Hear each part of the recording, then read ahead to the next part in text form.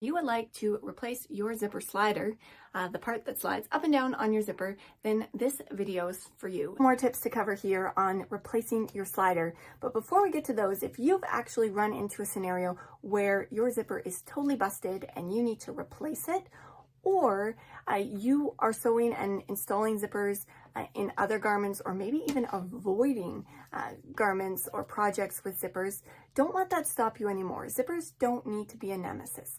They can be really easy. They are so useful. That's why we find them in so many articles and items today, is just because they are so handy to use. If you need a little bit of extra instruction on picking your zipper, maybe you're always questioning the method to install the zipper, then you need a copy of my zipper workshop. Thing you can do for yourself is just learn what the common pitfalls and mistakes are, how to avoid them, and how to align the perfect zipper for your fabric and your project, and you will be golden, I promise.